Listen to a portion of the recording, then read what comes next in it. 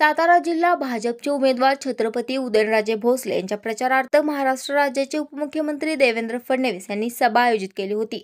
त्या सभेसाठी समाजसेवक फिरोजभाई पठाण यांनी 400 बाईकची रॅली काढून शक्ती प्रदर्शन केले। छत्रपती उदयनराजे हे मोठ्या मताधिक्याने निवडून येतील।